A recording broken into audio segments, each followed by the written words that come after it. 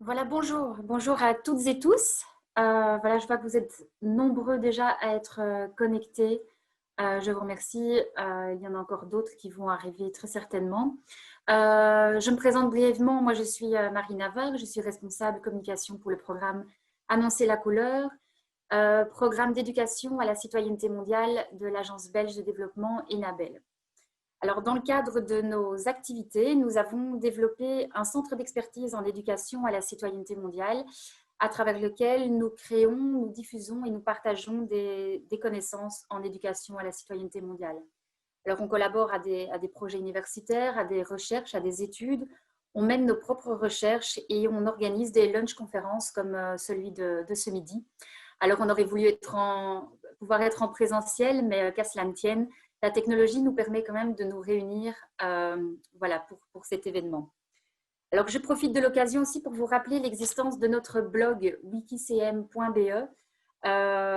C'est un blog où nous publions des dossiers thématiques, des billets d'humeur qui vous sont ouverts aussi si vous le souhaitez, et des textes de vulgarisation en lien avec l'éducation à la citoyenneté mondiale.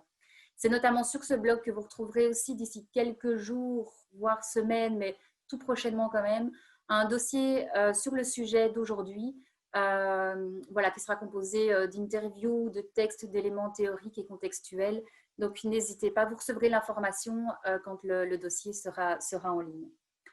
Alors, le webinaire d'aujourd'hui est consacré au tournant décolonial dans la coopération belge et l'éducation à la citoyenneté mondiale.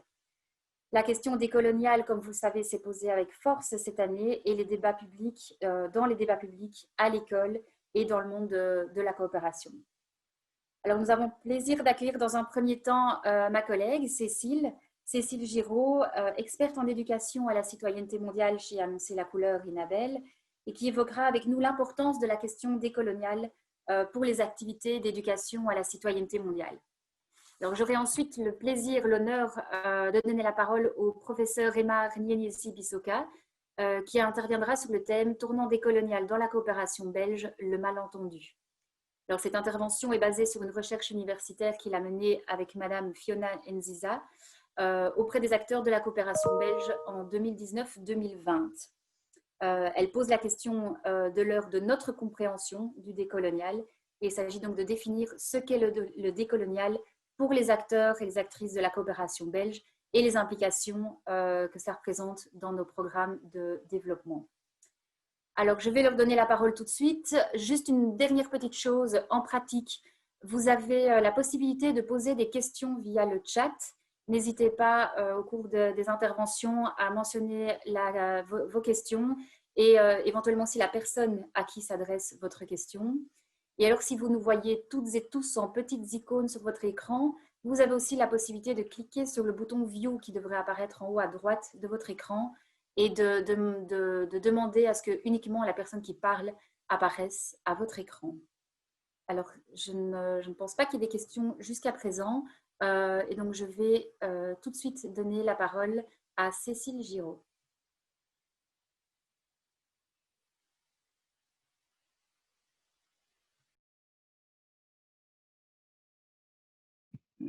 Voilà, là on devrait m'entendre et on devrait me voir, je crois.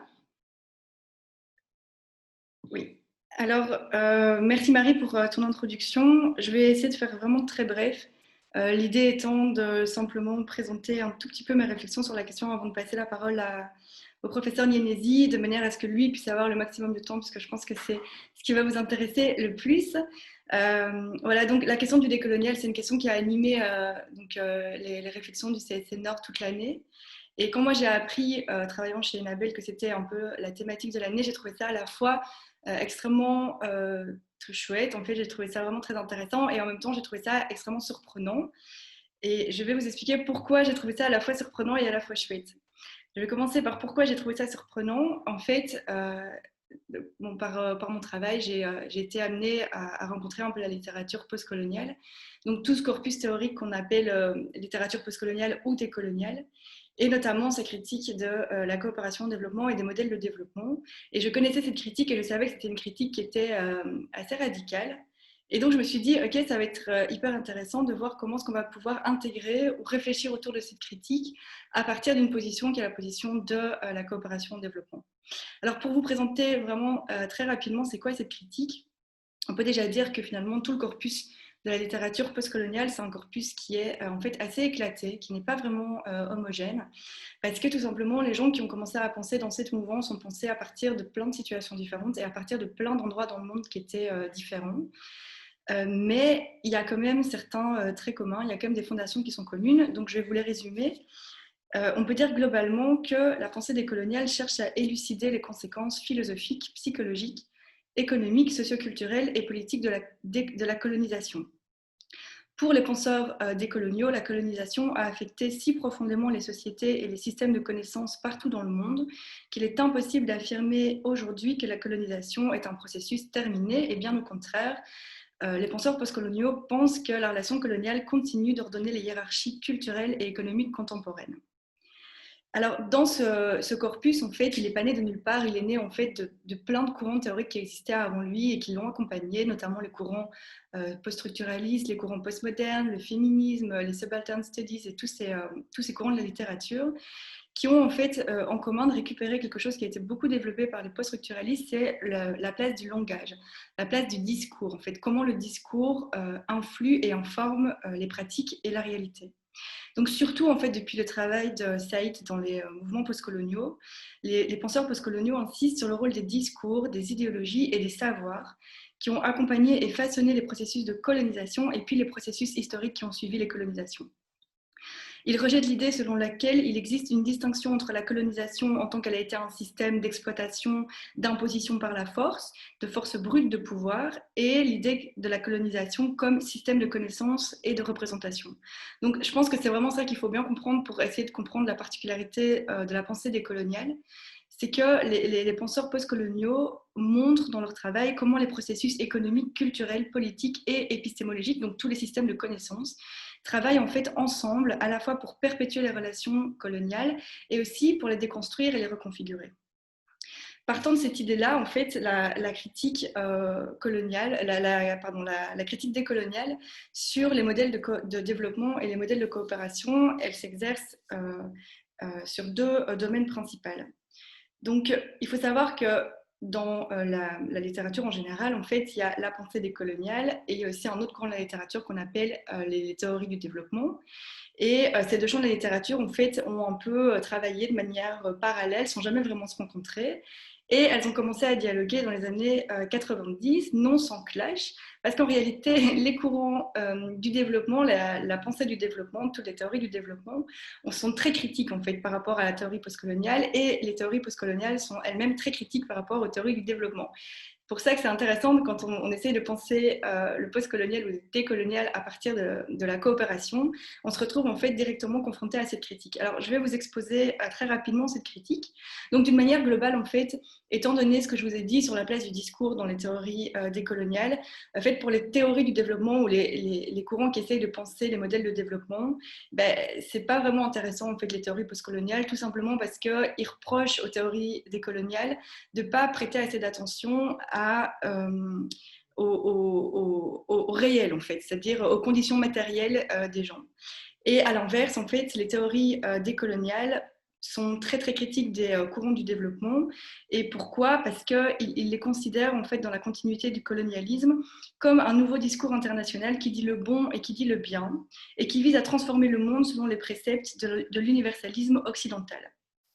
Alors, la critique des théories décoloniales vis-à-vis des modèles de développement, elle est double, comme je vous ai dit. La première chose, c'est qu'elle porte sur le développement comme discours, et la deuxième chose, sur le développement comme étant un ensemble de pratiques. Alors, concernant le développement comme discours ou le discours sur le développement, les courants décoloniaux, en fait, ont montré comment le développement, depuis la Deuxième Guerre mondiale, a été présenté comme une sorte de processus historique inévitable et naturel et universel, qui serait en fait une sorte de suite logique de tous les mouvements qui ont occupé le monde, ou en tout cas l'Occident au XVIIIe siècle, et issus de la philosophie des Lumières. Donc l'Occident véhicule à travers le discours sur le développement l'idée que lui-même se situe au centre du progrès, de la raison et de l'humanisme, qui sont les valeurs qui ont été particulièrement développées à partir de la philosophie des Lumières et du XVIIIe siècle. Et en fait, ce faisant, l'Occident adopte le rôle de fournisseur de connaissances, et c'est bien lui qui, à travers les prescriptions des institutions internationales et les financements, définit les modèles à suivre pour se développer. Donc, pour les penseurs postcoloniaux, l'Occident se présente ne serait-ce que implicitement comme un modèle à suivre en termes de développement, et donc il établit des hiérarchies qualitatives entre les modèles sociaux et économiques partout dans le monde. Or, pour la pensée décoloniale, ce n'est pas parce que les organisations sociales, économiques et politiques du Sud global sont inférieures au modèle de développement occidental issu des Lumières que les modèles de développement préconisés par les institutions internationales n'en tiennent pas compte, mais c'est bien au contraire l'inverse. C'est parce que c'est le discours sur le développement qui est eurocentré et universalisant que les modèles non occidentaux sont perçus comme étant inférieurs. Et ça, c'est vraiment le cœur de la critique de la pensée décoloniale vis-à-vis des modèles de développement. La deuxième critique porte sur le développement en tant qu'il a un ensemble de pratiques. Alors, pour les penseurs décoloniaux, étant donné que les discours façonnent le réel, si on peut critiquer le développement en tant qu'il est un discours, on peut aussi penser que le discours du développement nous amène à développer des pratiques de développement et donc une manière de pratiquer la coopération. Donc, pour les penseurs décoloniaux, le discours sur le développement, en déconsidérant les organisations sociales, politiques et économiques des populations qui sont présentées comme non développées, donc principalement les populations non occidentales, déconsidèrent également leurs connaissances. Donc pour les penseurs décoloniaux, la non prise en compte des savoirs indigènes, ou bien leur prise en compte minimale ou sectorielle ou partielle, explique en fait la faillite des modèles de développement et donc leur inutilité. Alors, la raison que les penseurs décoloniaux donnent à la non prise en compte des savoirs indigènes, c'est que pour eux, finalement, ça repose sur la manière dont l'Occident a fixé les modalités de reproduction, de légitimation et de transmission des savoirs via deux canaux principaux, le discours scientifique, qui a des codes qui sont spécifiques, qui a une rationalité qui est spécifique, et la construction de la figure de l'expert. L'imposition par l'Occident des formes de langage légitimes empêche les savoirs indigènes qui ne peuvent pas être exprimés selon les codes épistémologiques et langagiers occidentaux, donc pas sur les codes du discours scientifique développés par les chercheurs ou bien les figures des experts. Et donc, étant donné que ces savoirs indigènes ne peuvent pas être exprimés selon ces codes, eh bien, on ne peut pas, on les empêche d'émerger. Alors, on pourrait objecter à ça qu'il y a eu des réformes récentes qui ont été menées, notamment avec depuis en fait, les années 2000, notamment avec les accords de Paris, qui essayent de relégitimiser la parole finalement et les savoirs indigènes. Mais les penseurs décoloniaux sont encore très critiques, même considérant ces avancées, puisqu'il y a plusieurs travaux qui ont montré comment les discours indigènes sont pris en compte dans les pratiques de développement, c'est-à-dire qu'ils ne sont pris en compte qu'à partir du moment où ils peuvent complémenter ou renforcer les connaissances occidentales qui sont déjà établies. Et de cette manière, les connaissances indigènes ne sont jamais présentées comme une alternative sérieuse et légitime aux modèles et aux discours officiels sur le développement, mais ils sont dilués pour renforcer les positions dominantes sur le développement. Voilà, donc ça, c'est un peu les principales critiques que le courant décolonial peut objecter aux études du développement ou aux modèles de développement. Et donc, connaissant cette critique, forcément, j'étais assez surprise de voir que ça allait être la thématique de cette année pour le CSC Nord, et en même temps, très excitée parce que quand on a dit ça, finalement, on n'a pas encore dit comment est-ce qu'on pouvait réellement essayer de travailler avec ça et voir, OK, à partir de cette critique et connaissant cette critique, comment on peut vraiment décoloniser les pratiques de la coopération et les modèles de développement. Et donc, c'est là où finalement, ça laisse un espace qui est très, très intéressant à explorer. Et en tant qu'experte ECM, forcément, j'ai cherché à savoir si l'éducation à la citoyenneté mondiale pouvait nous donner des outils qui nous permettraient justement d'échapper ou de dépasser ces critiques. Alors, cela étant dit, ces critiques en fait, ont beaucoup animé en fait, la communauté des chercheurs, et ça a conduit certains chercheurs à présenter, finalement, à essayer de sortir des modèles de développement, et ça a donné lieu à un courant théorique qu'on appelle le courant du post-développement. Je pense que vous devez le connaître, ça a été mené notamment par un penseur comme Escobar, qui est assez connu, et qui lui dit, cela étant dit, une fois qu'on a critiqué les modèles de développement, on n'a pas pour autant, ça ne doit pas nous empêcher pour autant d'imaginer des manières de continuer à améliorer la vie des gens. mais on peut le faire en pensant les modèles différemment. Et lui, il recommande finalement d'imaginer des modèles différents basés sur ces 5 considérations que je vais vous présenter. Premièrement, il propose de promouvoir des alternatives au développement qui ne sont pas simplement une manière alternative de penser le développement. Deuxièmement, il suggère que les nouveaux modèles soient intéressés aux cultures, aux savoirs et aux contextes locaux et qu'ils promouvoient la diversité des cultures. Troisièmement, que ces nouveaux modèles puissent s'intéresser à toutes les formes de savoir et pas seulement à la forme scientifique qui serait considérée comme la seule valide. Quatrièmement, que ces nouveaux modèles puissent défendre les formes locales et plurielles de société. Et cinquièmement, que ces modèles puissent challenger les modèles économiques dominants. Alors, cela étant posé, ce que je trouve vraiment intéressant, on peut en fait trouver dans l'éducation à la citoyenneté mondiale des outils très très concrets qui pourraient nous permettre de penser des nouveaux modèles de développement qui soient pas simplement des alternatives, au sens où Escobar l'entend, à travers les penseurs postcoloniaux qui travaillent sur l'éducation à la citoyenneté mondiale, puisque le décolonial est devenu quelque chose qui a vraiment qui imprègne maintenant toutes les sciences sociales, et notamment les chercheurs qui travaillent sur l'éducation à la citoyenneté mondiale. La plus connue de ces chercheuses étant Andreotti. Et Andreotti, en fait, elle propose de voir l'éducation à la citoyenneté mondiale non pas simplement comme il est pensé. J'imagine que vous connaissez tous la définition des institutions internationales comme l'UNESCO, qui conçoit l'éducation à la citoyenneté mondiale comme une éducation qui ouvre les yeux des apprenants. Mais les penseurs postcoloniaux qui essayent de penser l'éducation à la citoyenneté mondiale lui donnent une définition un peu différente, qui est celle-ci. L'ECM est une éducation qui privilégie les rencontres réciproques et transformatives avec les étrangers. Et quand on voit l'ECM comme ça, on peut se dire que finalement, l'ECM a toute sa place dans un effort collectif pour penser des alternatives au développement qui reconnaîtraient la diversité et la légitimité des diverses épistémologies et manières de vivre et d'être au monde. Donc, je vais vous donner les compétences qu'elle définit, qui seraient les compétences finalement d'une éducation à la citoyenneté mondiale qui serait décolonisée et qui diffère un petit peu des compétences qui ont été développées, donc du référentiel des compétences qui ont été développées par les institutions internationales, et que je trouve un peu drôle et en même temps qui peut ouvrir vraiment beaucoup de possibles et qui peut nous donner à réfléchir pour la suite. Donc, elle dit savoir s'engager et comprendre les processus locaux et globaux complexes et la diversité des perspectives sur le monde. Savoir interroger les origines et les implications de ses propres visions du monde. Savoir changer, transformer ses relations aux autres, rêver des rêves différents, faire des choix éthiques dans notre vie et voir comment ils affectent la vie des autres. Utiliser notre pouvoir et nos privilèges de manière responsable. Savoir apprendre des différences, chérir l'incertitude et les questions irrésolues et vivre confortablement dans le déconfort qu'elles créent. Savoir établir des relations éthiques à travers les frontières idéologiques, linguistiques, régionales et les représentations, et négocier les principes et les valeurs en fonction du contexte, et savoir rester ouvert et continuer à apprendre.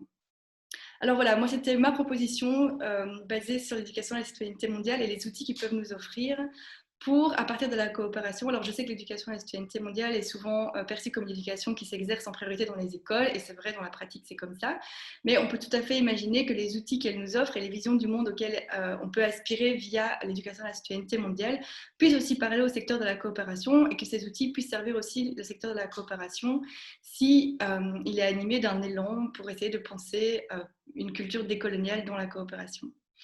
Alors, je suis très reconnaissante à Aymar et très contente qu'il puisse être là, puisque je crois qu'une des, finalement, une des leçons qu'on peut tirer de tous les mouvements décoloniaux, de ce corpus théorique, c'est la question de la diversité des épistémologies.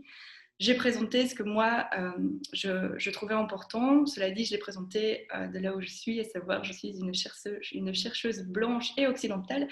Et donc, je suis ravie que Aymar puisse maintenant présenter les résultats de sa recherche en tant qu'il est aussi un chercheur africain et qui peut donc nous ouvrir à d'autres manières de voir le monde.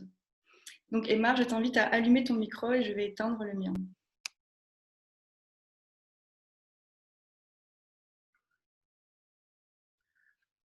Voilà, tu peux allumer, pardon, mettre les slides, s'il te plaît. Voilà.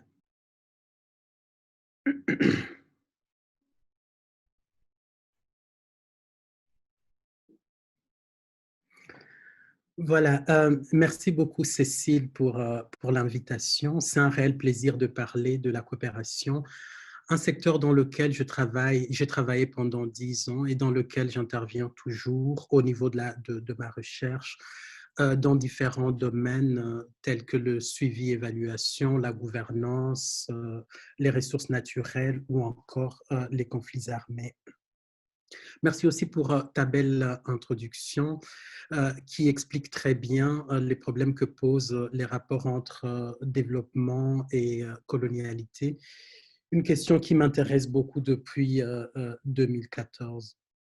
Donc, depuis peu, je m'intéresse aux dispositifs de pouvoir qui participent de la colonialité dans les rapports Nord-Sud, notamment avec le professeur David Jamar, au sein du service sociologie et anthropologie dans lequel je travaille à l'Université de Mons. La coopération au développement fait partie de ces dispositifs en dehors de la politique étrangère et du commerce international dont il n'est pas ici question aujourd'hui. Avec ma collègue Fiona Nziza, qui travaille chez Louvain Coopération, nous avons essayé de comprendre ce que pouvait réellement signifier le tournant décolonial pour la coopération belge et nos conclusions sont quasi similaires à ce que vient de relever Cécile de manière claire et concise. Dans cette présentation, je ne reviens pas sur ces différents aspects. Je vais au contraire essayer de comprendre le sens de ce tournant décolonial dans la coopération à partir de 4 questions. Et donc, il ne s'agit pas de revenir vraiment sur la recherche, mais plutôt de tirer des leçons, d'essayer de comprendre ce que veut dire ce tournant. Et donc, à partir de questions suivantes, premièrement, quels sont les préalables pour penser le décolonial? Parce que, comme disait Cécile, on pense toujours à partir de sa positionnalité et cela détermine effectivement toujours le contenu de sa pensée.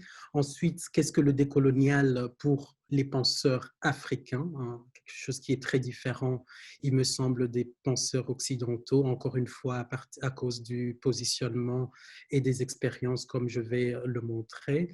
Ensuite, je vais me demander de quoi parle vraiment la coopération belge en parlant du colonial, après avoir établi ce contraste entre la manière dont on en parle dans la pensée critique africaine.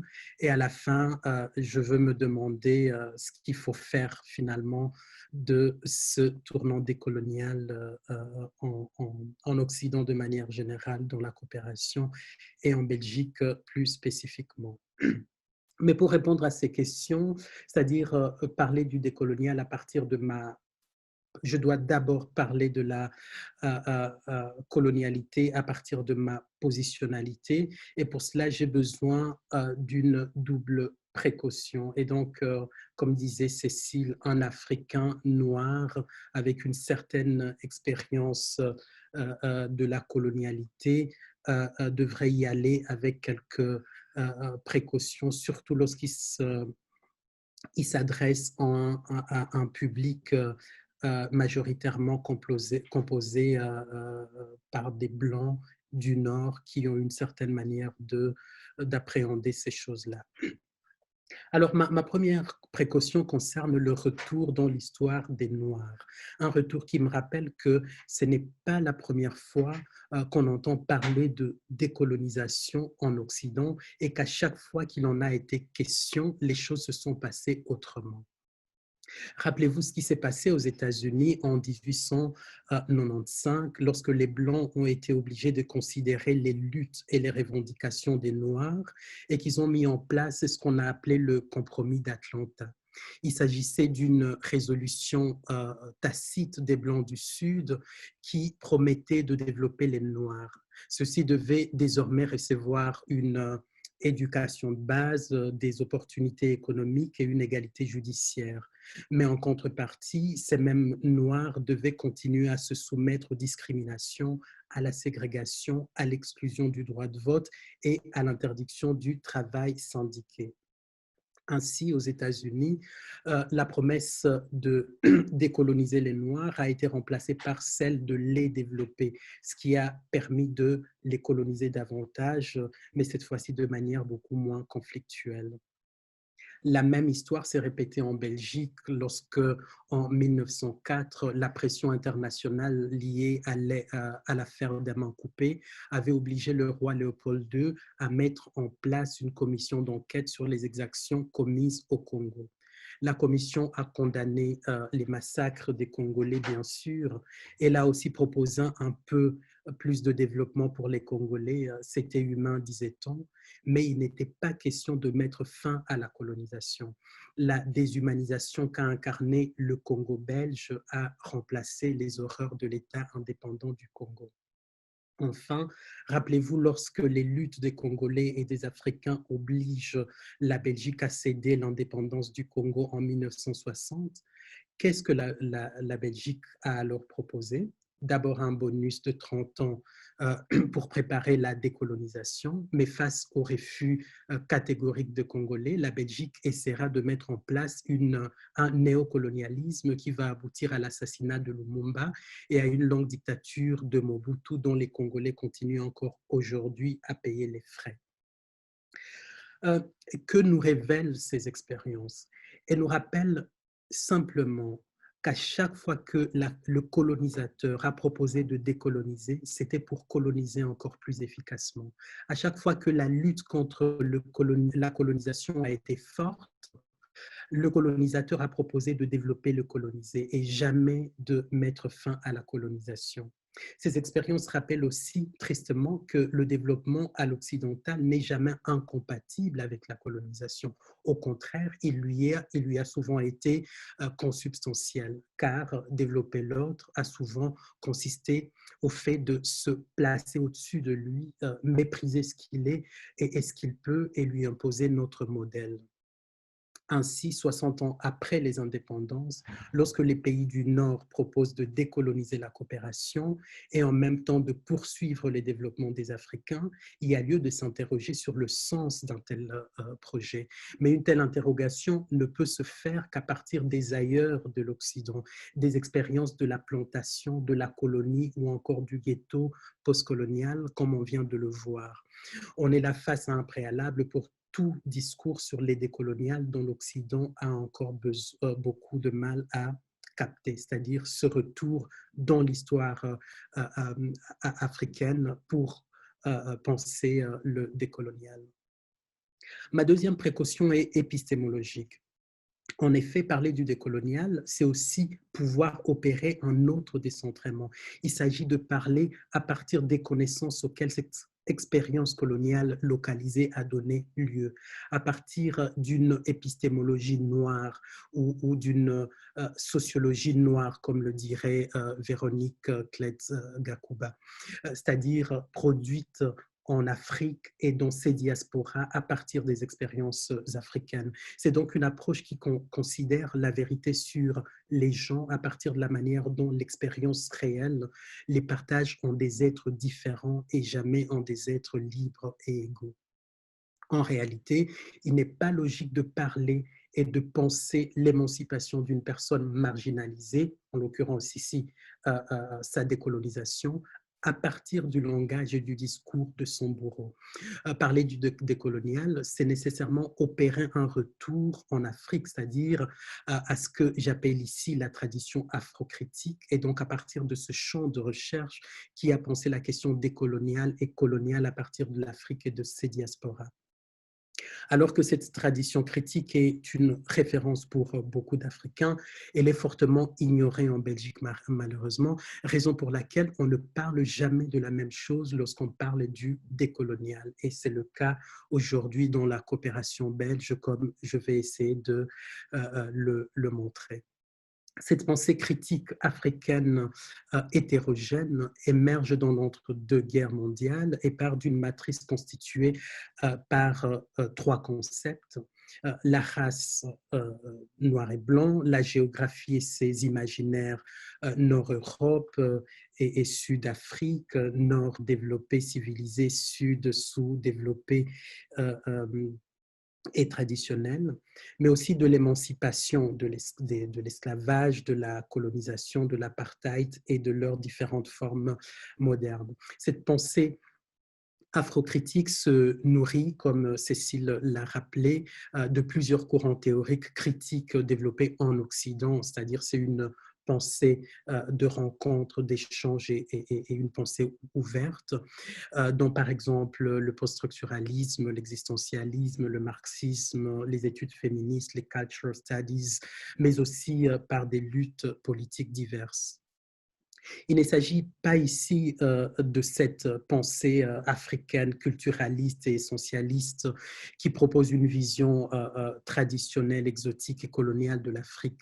Il ne s'agit pas non plus de cette Afrique utopique et sublimée de l'Ubuntu, où il est possible de penser le monde en ignorant les rapports de force qui sous-tendent les rapports sociaux. Il s'agit au contraire d'une mise en récit critique des expériences humaines, de la plantation, de la colonie, du ghetto, ainsi que de la violence qui les a caractérisés. Décoloniser, c'est tout d'abord admettre d'opérer ce décentrement, c'est aller lire la manière dont ces Africains ont pensé le décolonial et éviter encore une fois de voir a priori le partenariat, la bonne gouvernance, les droits de l'homme et l'universalisme dans tous les jolis mots de langues africaines. Je vais donc expliquer ce que veut dire le décolonial à partir de ce point de vue et donc à partir de ce décentrement afrocritique. Bref, le premier problème qui ressort lorsque j'entends parler de la décolonisation en Belgique, que ce soit pour la coopération belge, le musée, etc., c'est cela, c'est cette incapacité à se décentrer lorsqu'il s'agit de parler d'Afrique, cette incapacité qui est à la base d'un monologue ici en Occident, d'une autosatisfaction narcissique qu'on trouve dans beaucoup d'activités de la coopération.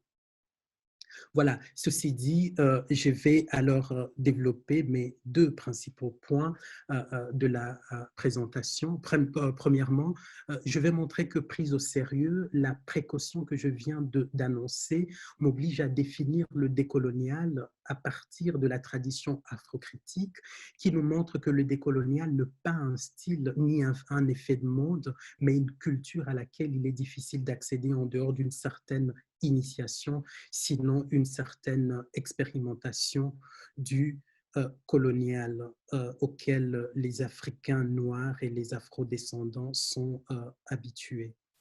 Deuxièmement, je vais me demander ce que signifie réellement le décolonial pour la coopération belge, si ce n'est ni celle des Africains, ni celle des afrodescendants, ni tout au moins celle de ceux qui ont réussi à opérer ce décentrement.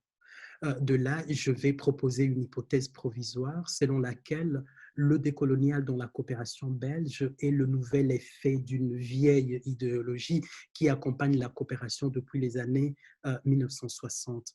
Un effet technico-éthique qui s'est greffé au discours de l'efficacité de l'aide au développement et qui est en train d'essayer de s'autonomiser.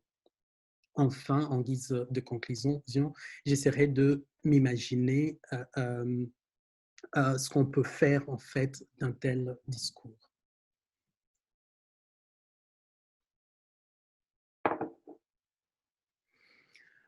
Mais qu'est-ce que le décolonial pour l'Afrique? Et donc, indépendamment de ce qu'on en pense en Belgique, ce sera donc mon premier point.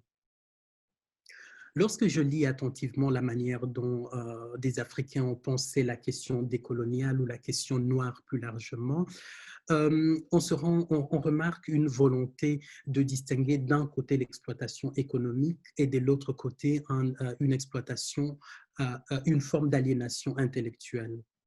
Par exemple, Fanon montre que la colonisation a consisté en une aliénation liée à l'exploitation d'une certaine race par une autre, sur le mépris d'une certaine humanité, par une forme de civilisation tenue pour supérieure. Cette exploitation a produit une aliénation de nature intellectuelle, c'est-à-dire un type de noir qui considère la culture européenne comme moyen de se déprendre de sa race et de sa culture. Je cite Fanon. L'histoire de la pensée afrocritique insiste beaucoup sur le fait que la colonisation était fort préoccupée par le déploiement de tout un dispositif de pouvoir qui voulait imposer la culture occidentale, alors considérée comme supérieure et universelle.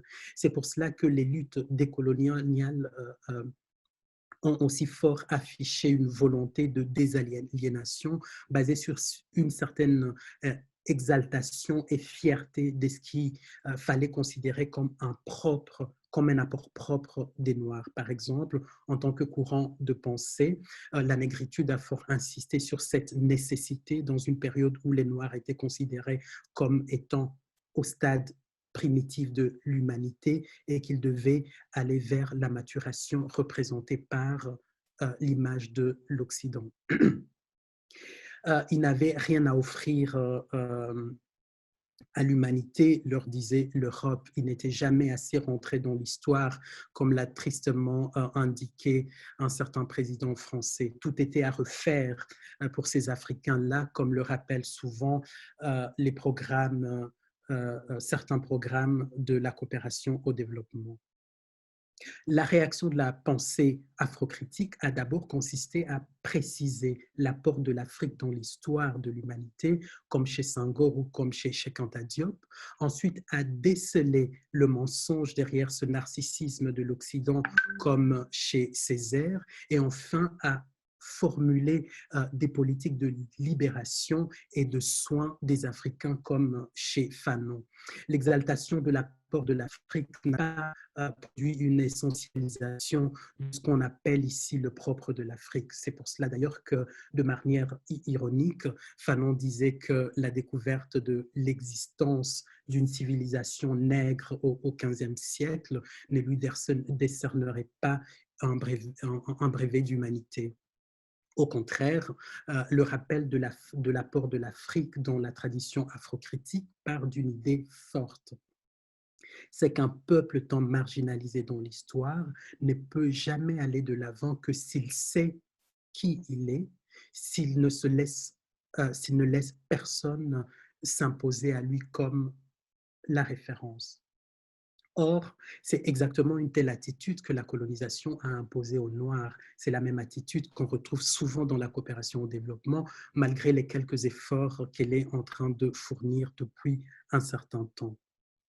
La coopération impose un discours téléologique fort incompatible avec la pensée afrocritique, qui est celle de la multiplicité, une pensée faite d'emprunts, mais qui ne peut être possible qu'à partir d'une base solide, reconnue, considérée, respectée, digne et jamais infériorisée.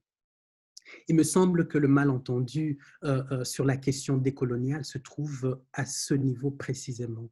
Je vais davantage illustrer ce problème à partir de deux romans célèbres qui ont été publiés après la colonisation et qui expliquent très bien ce que les Africains appellent décoloniser et que beaucoup en Occident n'arrivent toujours pas à saisir. Le premier roman est intitulé L'aventure ambiguë, publié en 1961 par Cheikh Hamidou Kane, un écrivain sénégalais. Le roman raconte l'histoire d'un jeune homme du nom de Samba Diallo. Il parle surtout du passage du jeune de l'école coranique à l'école dite des Blancs. Le roman revient sur l'une des maîtres de Samba Diallo qui insiste pour que celui-ci aille à l'école nouvelle, c'est-à-dire, je cite, l'école des Blancs où on apprend cet art de vaincre sans avoir raison. Le deuxième roman est intitulé Carte d'identité, publié plus tard en 1980 par l'écrivain ivoirien Jean-Marie Adiafi. Le roman raconte l'histoire d'Agni, un prince qui est sommé de se présenter au bureau d'un commandant pour attester de son identité en raison d'un doute sur un document qu'il avait produit. Comme le prince a oublié sa carte d'identité pour prouver qu'il est celui qu'il prétend être, il est molesté et jeté en prison. Le peuple se révolte face au déshonneur subi par le prince, qui pourtant incarne une autorité et une vénération réelle dans son milieu. Mais surtout, le peuple ne comprend pas cette nouvelle logique qui veut que l'absence d'un papier, ici une carte d'identité, justifie un tel honneur, que la parole d'un homme ne suffise pas à justifier un traitement digne. Ces deux romans parlent de la rencontre de deux mondes, l'Afrique et l'Occident, mais ils parlent surtout de cette incompréhension pour les Noirs face à un Occident qui s'impose, qui est tellement épris de lui-même qu'il n'arrive pas à apprendre de l'autre. L'incompréhension vient de cet Occident qui veut s'imposer sans comprendre, de ce narcissisme qui n'admet aucune négociation. C'est précisément dans cet eurocentrisme que réside la colonialité.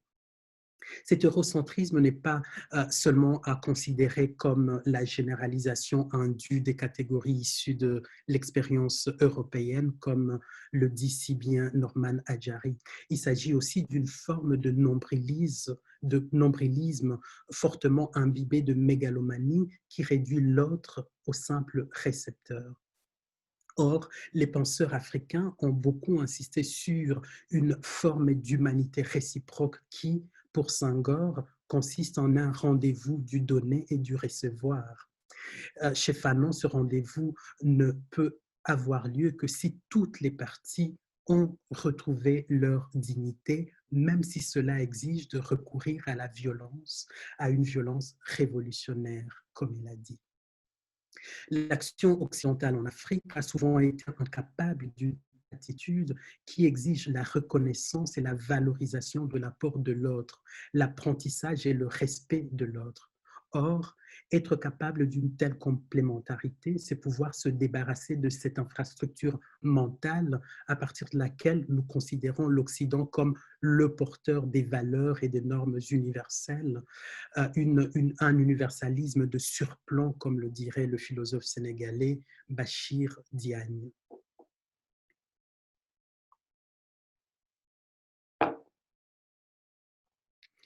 La pensée afrocritique ne se limite pas à la critique de cette hégémonie de l'action occidentale.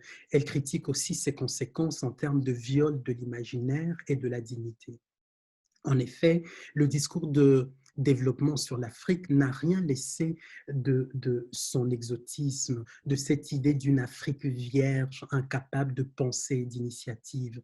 L'Afrique est ici représentée par ces personnes et ces mondes découverts par Diego Cao en 1489, civilisés grâce à l'œuvre du génie de Léopold II, émancipés par la colonisation belge et développés par la coopération au développement, toujours grâce à ce quelque chose d'universellement et d'intemporellement bon et bien dont l'Occident aurait à la fois le monopole et le devoir éthique de diffuser au reste du monde.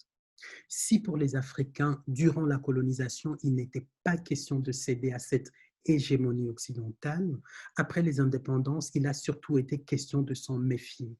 Dans son livre « L'odeur du père », le philosophe congolais Mudimbe a réussi à immortaliser cette vieille inquiétude des penseurs africains de voir le continent prendre pour argent comptant les propositions modernisatrices et développementalistes d'origine occidentale. En suivant Fanon, il propose de penser constamment une réappropriation stratégique de toutes ces propositions, souvent caractérisées par la méconnaissance de l'Afrique. Comme le dit Felwine Sarr, il s'agit de tous ces discours, tous ces régimes discursifs qui font de l'Afrique un objet ou encore un espace dans lequel on projette des idées développementalistes, des fantasmes, des visions qui n'ont rien à voir avec la réalité ou les aspirations du continent. Pour Sarr, l'un des défis pour le continent africain en tant qu'entité symbolique ici, c'est de redevenir le sujet de son propre discours, y compris de ses propres représentations sur elle-même, et de pouvoir articuler ces discours en sortant d'une dialectique de la réponse et de la preuve, et en sortant d'un face-à-face où il s'agirait de répondre dans les mêmes termes que les énoncés qui lui sont proposés. La critique africaine des recettes développementalistes n'a jamais eu pour but de nier les problèmes auxquels le continent fait face. Loin de là, il s'agit au contraire de remarquer que tout discours sur l'Afrique est déjà fort orienté par la norme internationale occidentale dont les modalités sont souvent fort adossées aux intérêts occidentaux. Pire, cette hégémonie empêche de penser en dehors des sentiers bâtis, car toute tentative de pensée se heurte à un espace déjà habité, comme le dit Sartre, et qui est déjà encombré et saturé de sorte qu'il devient difficile de se frayer un chemin pour tenter de dire quelque chose de juste, de neuf et de fécond que ce que nous avons l'habitude d'entendre en Occident. Or, l'Afrique n'a jamais été un lieu de mimétisme, n'en déplaise à un certain discours qui, pendant longtemps, a confondu mimétisme et réappropriation. L'Afrique est surtout ces lieux d'inventivité et de renaissance qui ont rendu possible le maintien en vie des esclaves décolonisés ou encore des afrodescendants qui ont survécu à toutes sortes de violences. Pour les Africains, la décolonisation ne peut être définie qu'à partir de l'Afrique et des diasporas. Comme l'explique Aminata Traoré, la décolonisation passe nécessairement par la capacité pour les Africains à redevenir sujet de leur propre histoire.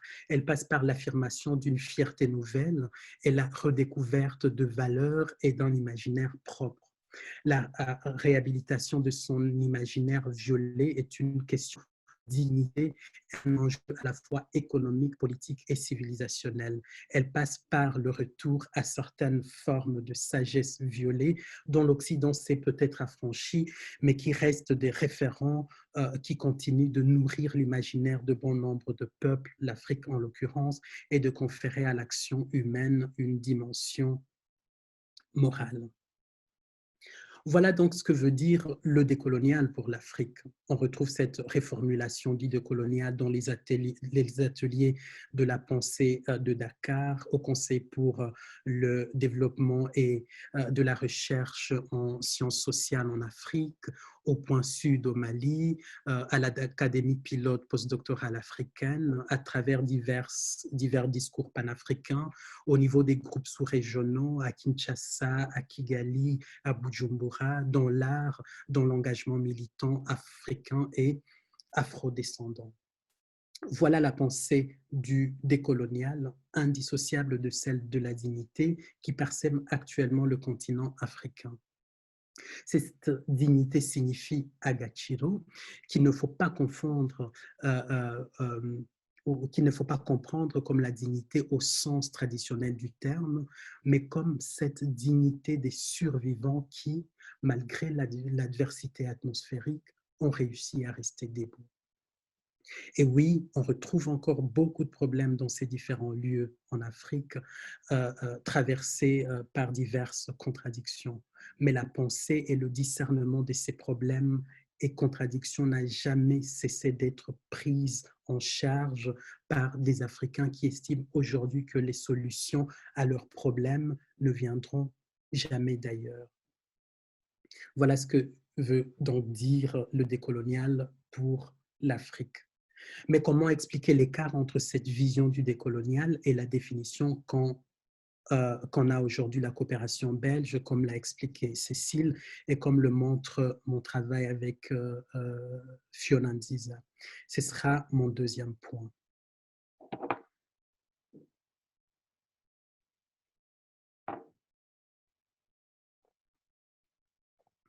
L'appel à décoloniser les savoirs, les pratiques et les logiques d'action s'impose, comme disait Cécile, de plus en plus au monde de la coopération au développement. L'intérêt d'une décolonisation est de plus en plus évoqué au sein de programmes de développement Nord et Sud. Les efforts visent surtout à instaurer une relation d'égal à égal entre les partenaires du Nord et du Sud dans ce processus, et plus spécifiquement la valorisation des partenaires du Nord.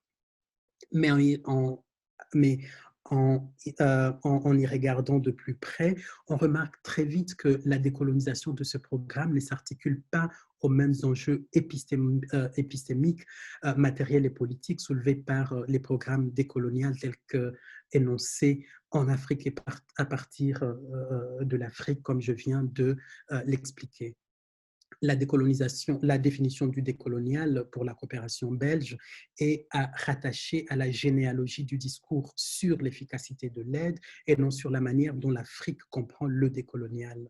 En d'autres termes, le référentiel utilisé pour parler du décolonial dans la coopération belge s'inscrit dans une perspective technico-éthique basée sur le paradigme de l'efficacité de l'aide.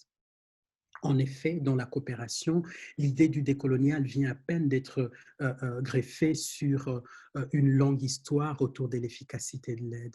Comme on le sait bien, l'aide au développement se développe à partir des années 1960 dans un contexte où il va jouer un rôle important dans le néocolonialisme, manifesté d'abord par la volonté de métropoles de garder leur influence politique, économique et culturelle sur les pays nouvellement indépendants, et ensuite par la volonté de garder ces pays dans la zone d'influence du bloc occidental en pleine guerre froide.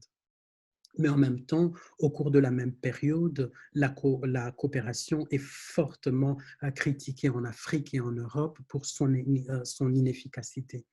On se souvient encore du livre célèbre de René Dumont, L'Afrique est mal partie, qui, déjà en 1962, exhortait les Africains à se développer à partir par eux-mêmes et de ne pas compter sur l'Europe. Cette critique répète celle de penseurs africains qui, déjà dès la fin du 19e siècle, pensent le développement de l'Afrique à partir de l'idée du panafricanisme, c'est-à-dire à partir de la pensée d'un programme social, politique, économique et culturel qui partirait de l'Afrique et dans lequel l'Europe est a priori décentrée.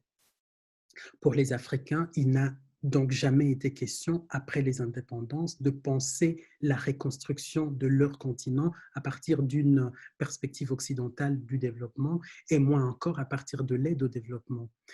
Durant au moins un demi-siècle, c'est-à-dire entre la fin du 19e siècle et les débuts des années 60, on a plusieurs travaux des penseurs africains, intellectuels et politiques comme Césaire, Senghor, Nkrumah qui l'attestent.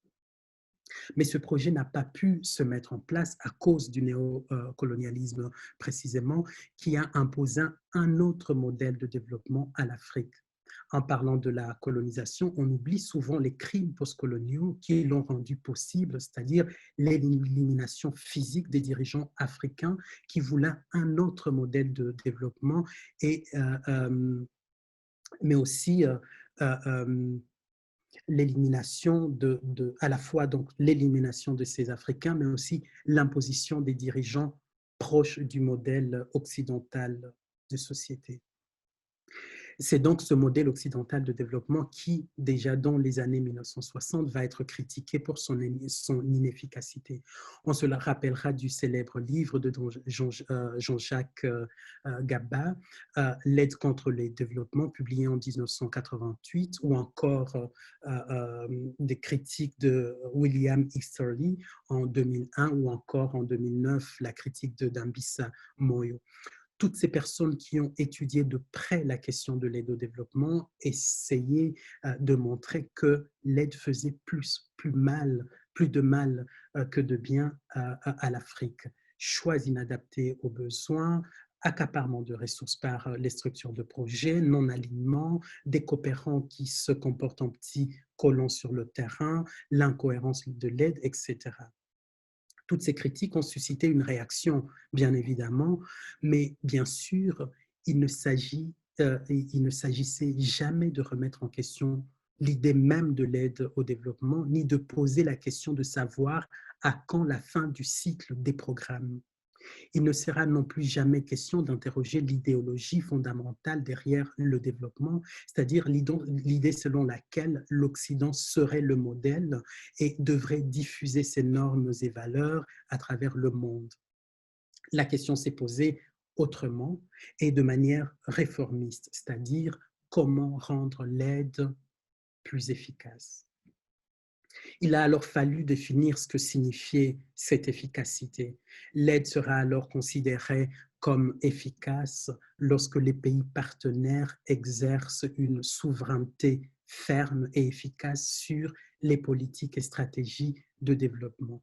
L'efficacité de l'aide ne se pose plus en termes de finalité de l'aide, c'est-à-dire un développement réel, mais en termes du décentrement du bailleur dans la prise de décision, toujours par rapport aux modalités. Aider l'autre, c'est l'écouter et lui donner de la place pour décider des priorités et des modalités des programmes, mais jamais pour questionner l'idée même de l'aide, ses modèles ou encore ses référentiels. C'est exactement à ce niveau, c'est exactement à ce point de fissure qu'est venue se greffer l'idée du décolonial dans l'aide au développement. C'est aussi à ce niveau que se situe le point de bifurcation entre ce que les penseurs africains appellent le décolonial et ce qu'il en a été dans la coopération belge, ce qu'il en est dans la coopération belge aujourd'hui. Pour les organisations belges, décoloniser la coopération, c'est continuer à faire de la coopération, mais autrement, c'est-à-dire à partir des priorités et modalités différentes telles que définies dans les différents forums de haut niveau sur l'efficacité de l'aide. Je pense ici à Rome en 2002, à Paris en 2005, à Accra en 2008 ou encore à Busan en 2011. Il faut aussi y ajouter maintenant certaines considérations plutôt esthétiques comme la prise en compte de la diversité culturelle, les changements sémantiques ou les recrutements des Noirs dans la coopération. Mais pour les penseurs africains, décolonisés a à voir avec la réactivation des imaginaires. C'est plutôt avoir la possibilité de penser à partir de son propre référentiel et ne jamais laisser le destin de tout un peuple dépendre de ce quelque chose qui viendrait d'ailleurs et qui déterminerait les logiques, les discours et les actions. Alors que le projet décolonial en Afrique s'inscrit dans un projet politique et de réappropriation d'un destin mutilé, celle de la coopération s'inscrit dans la trame des transformations qu'a subi la vision néocoloniale de la coopération belge dans ses relations avec ses anciennes colonies après les années 60. Pour elle, décoloniser, c'est reconsidérer le partenaire, entre guillemets, avec ce sous-entendu que cela permettrait de rendre l'aide non seulement plus efficace, mais aussi humaine. D'où un profond malentendu de la coopération belge sur la question décoloniale. Celle-ci apparaît davantage comme une éthique du rapport à l'autre à aider, et non comme une politique décoloniale en tant qu'ensemble d'interruptions et discontinuités dans l'ordre de la rationalité coloniale.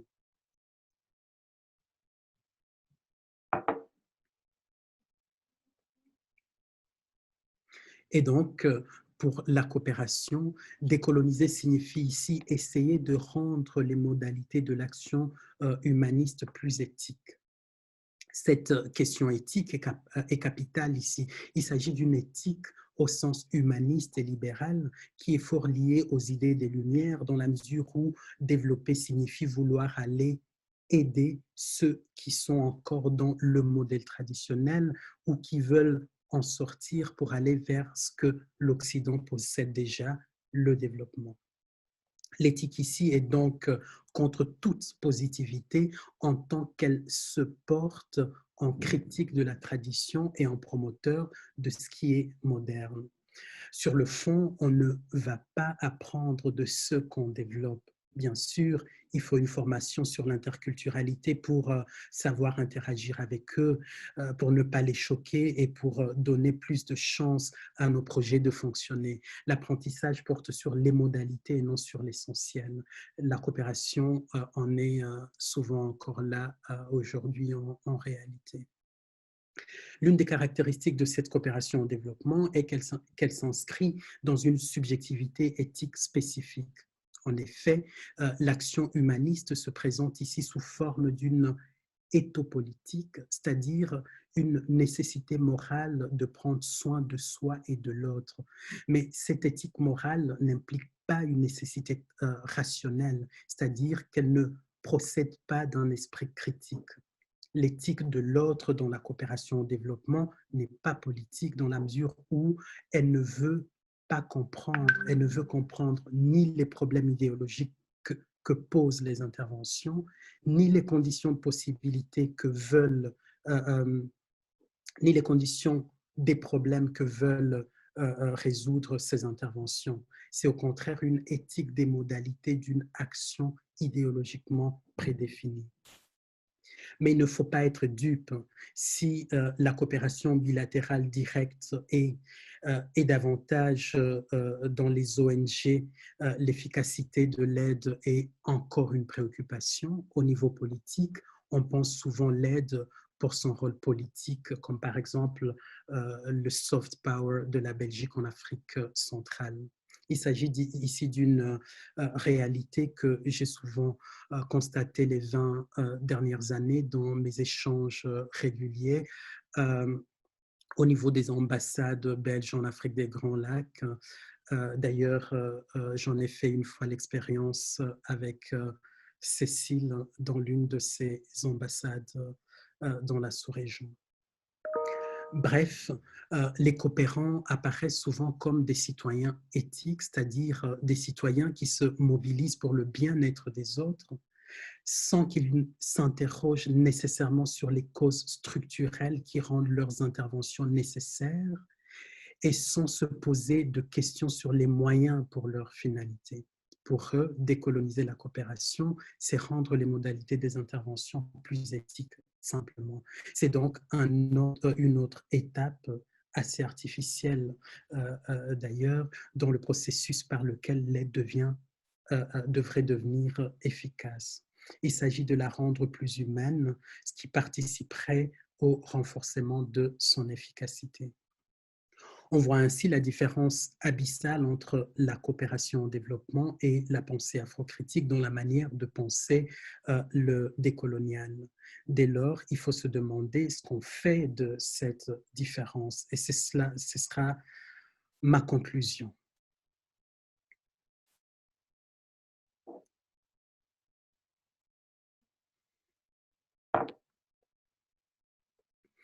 Alors, que penser de cette différence entre la manière dont l'Occident et spécifiquement la coopération belge pense le décolonial?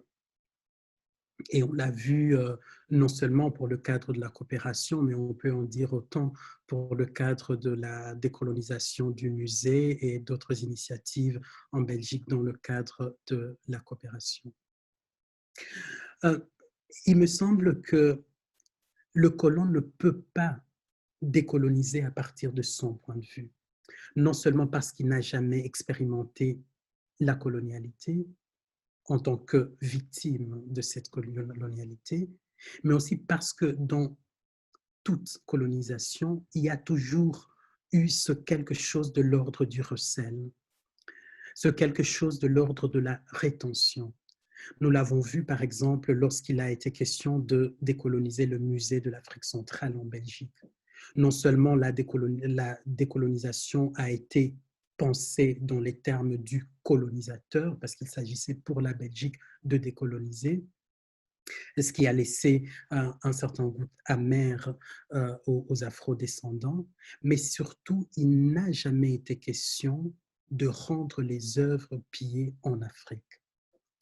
L'histoire nous a plusieurs fois montré que le colonisateur ne cède jamais à ses privilèges, quitte à perpétuer son système. Beaucoup d'Africains l'ont compris depuis longtemps et n'attendent plus grand-chose du discours décolonial occidentalo-centré. S'il y a une telle méfiance, ce n'est pas seulement à cause de ce rendez-vous manqué entre l'Afrique et l'Occident qui a donné lieu à l'esclavage et à la colonisation. C'est aussi parce que l'Afrique expérimente encore aujourd'hui cette cupidité qui a rendu possible des expériences violentes comme la course aux ressources naturelles en Afrique aujourd'hui, les guerres par procuration, le capitalisme inhumain, etc. Cette méfiance, les diplomates occidentaux qui sont sur le terrain et qui sont sincères savent que l'Afrique a beaucoup changé. Elle ne compte plus sur l'Occident. Et ce mouvement qui a commencé par le panafricanisme, les conférences des intellectuels et écrivains noirs, la conférence de Bandung, etc., n'est jamais mort malgré toutes les difficultés que connaît l'Afrique aujourd'hui. Ce mouvement vit dans la pensée africaine, dans son art, dans sa littérature et dans les pratiques quotidiennes de l'élite en Afrique et dans ses diasporas. L'Afrique ne peut plus attendre que l'Occident se décolonise, ni que l'Europe vienne la sauver par le développement. L'Occident n'est simplement pas capable de la sauver. En fait, il y a quelques mois, Gaël Kamdem rappelait une certaine pauvreté de l'imagination lorsque certains occidentaux sont contraints de conceptualiser un monde où ils ne font pas les règles et ne fixent pas les paramètres. Cette pauvreté serait liée à la fois à l'existence d'une idéologie qu'ils n'arrivent pas à substituer et à un certain malaise face à des perspectives qui ne correspondent pas à ces récits culturels. C'est pour cela que les penseurs africains poussent désormais le continent à repenser les discours et les métaphores de son futur et quitter la théologie occidentale. On est ici face à des enjeux décoloniaux, c'est-à-dire la nécessité de penser en dehors du cadre imposé par l'Occident, surtout lorsque celui-ci n'a rien à voir avec les réalités ou encore les intérêts africains.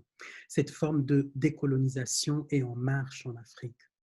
Webb Dubois avait raison de dire que le problème du XXe siècle est le problème de la ligne de partage des couleurs, de la relation entre les races d'hommes plus sombres et des races d'hommes plus clairs en Asie, en Afrique et en Amérique et sur les îles océaniques.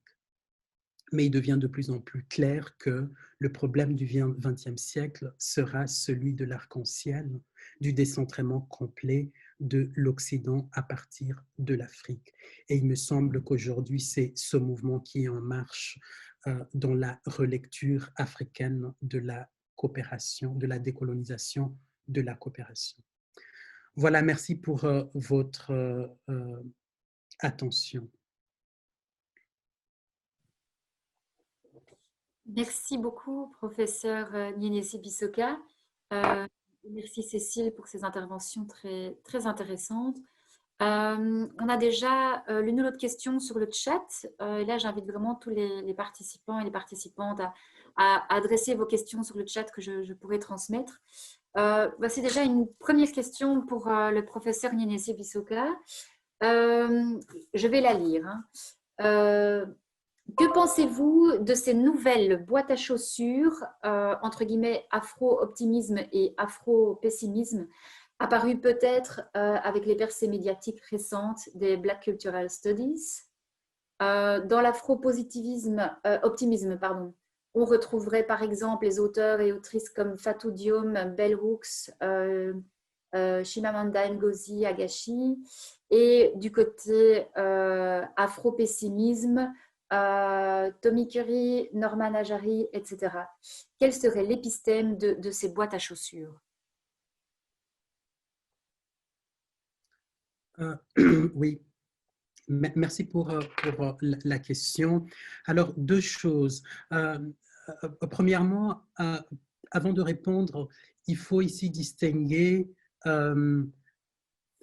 considérer les réflexions que proposent ces Africains de deux manières. Premièrement, il faut les voir comme une manière pour les Africains de penser leur situation coloniale, de penser la violence dont ils sont victimes à travers le monde, une violence qui s'inscrit dans une certaine histoire, comme je viens de les penser. Et de ce point de vue, parler simplement d'afro-pessimiste ou optimiste devient caricatural parce que finalement, c'est de considérer certaines orientations de leur pensée et les limiter à ce niveau et ne pas voir les raisons pour lesquelles ces pensées sont produites, c'est-à-dire c'est des pensées qui sont produites pour la survie.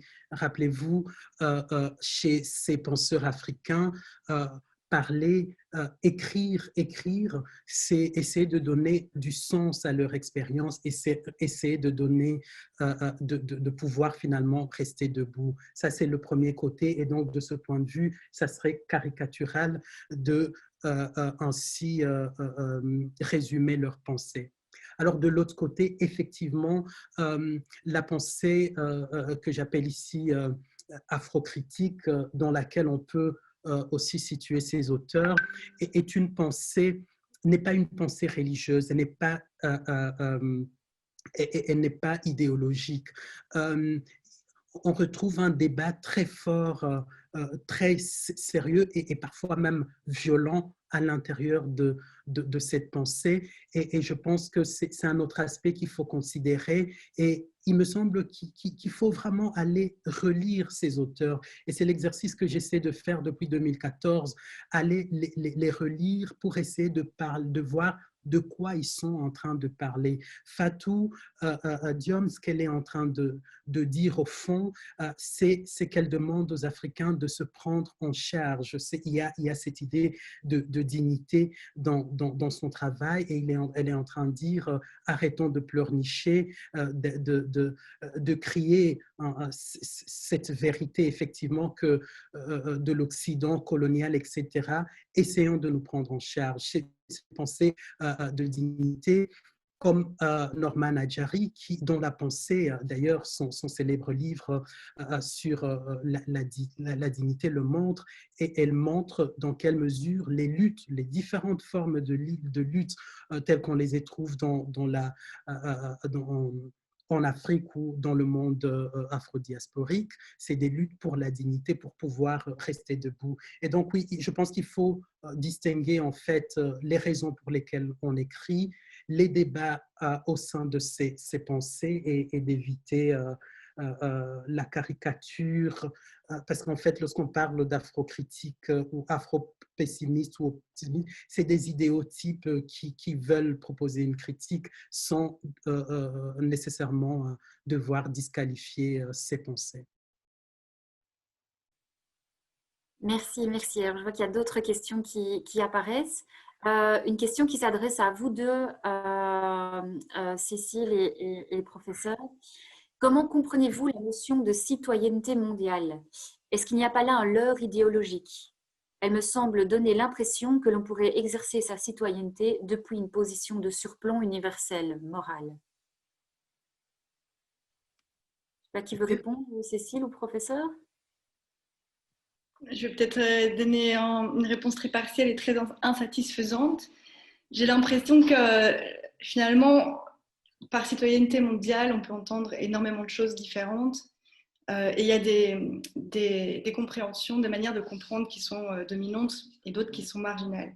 Les positions dominantes, c'est celles qui sont développées dans les discours internationaux et principalement depuis 2015 avec l'inscription de l'éducation à la citoyenneté mondiale dans les objectifs de développement durable. Ben, la notion de citoyenneté mondiale a connu une certaine postérité et donc maintenant c'est quelque chose qui est rentré tout à fait dans le vocabulaire quotidien et dans les pratiques et de mieux en mieux intégré dans la coopération au développement. Et en soi, c'est une bonne chose, mais toujours, il faut toujours se demander en fait qu'est-ce qu'on met derrière et qu'est-ce qu'on entend par là. La citoyenneté mondiale en soi, ça renvoie principalement en effet à une posture morale, c'est-à-dire à une conscience, alors qu'on fait remonter aux Grecs et à 2000 ans en arrière, de dire j'ai la conscience qu'en tant qu'un être humain, je suis frère avec tous les autres êtres humains. Et donc c'est à peu près la réponse que je pense que la plupart des gens vont vous faire, c'est que la citoyenneté mondiale, bien sûr, ça n'a pas de réalité empirique puisqu'on n'est pas citoyen du monde, on n'a pas de carte d'identité de citoyenneté mondiale. Ce serait plutôt une posture morale, une posture de commune humanité. Et ensuite, qu'est-ce qu'on met derrière? Est-ce que ça veut dire qu'on doit tomber d'accord sur une série de valeurs? Quelle serait l'universalité de ces valeurs? Puisqu'il y a une humanité commune, ça veut dire qu'elle serait valable pour tous les êtres humains, quelle que soit la position des êtres humains, leur inscription dans l'histoire et dans le temps et dans la géographie. Ça, il me semble que c'est une question très complexe. Pour la personne qui a posé la question, je dois signaler que chez Enabel, donc il y a un centre d'expertise en éducation à la citoyenneté mondiale et ce sont ce genre de questions que nous sommes en train de réfléchir à travers une série de publications. La première publication portera justement sur les différentes manières de comprendre l'éducation à la citoyenneté mondiale ou les manières dont la littérature les comprenne. Et cette publication devrait sortir la semaine prochaine. Donc voilà, je vous renvoie à cette publication à venir. Oui, juste pour ajouter un élément là-dessus, Cécile a raison de dire que l'enjeu, c'est de quitter cet idéalisme et d'aller sur le terrain. Et c'est ce que la pensée afrocritique propose, allons sur le terrain et essayons de nous rendre compte que ce qu'on appelle citoyenneté mondiale n'est qu'une théorie. Et le gros problème, effectivement, c'est est-ce qu'on est en train de parler de traduction ou est-ce qu'on est en train de parler d'équivalence? Et le gros problème en Occident encore aujourd'hui, d'où viennent ces genres de concepts, c'est de considérer qu'il existe ces notions comme citoyenneté mondiale qui seraient universelle, intemporelle, et ça serait pareil partout. Et on oublie en fait l'idée de centrement sur laquelle je suis revenu et l'idée de traduction. Qu'est-ce que ça signifie à partir d'autres points de vue? Et je pense que c'est le travail encore à faire par rapport à cette question-là. Merci, professeur. Alors, encore une question. Attendez. Des merci, bien sûr. Hein, des merci, beaucoup de merci. Il y a plusieurs questions aussi pour les aspects pratiques. Je précise effectivement que les interventions, l'intervention d'aujourd'hui seront disponibles sur le blog wikicm.be d'ici quelques jours quand on publiera le dossier complet sur le sujet. Une question encore pour vous, professeur. Que pensez-vous de la théorie de la dépendance développée par Samir Amin pour l'Afrique qui promeut une déconnexion? Est-ce finalement celle qui reflète le mieux le positionnement africain? Oui, merci pour cette question.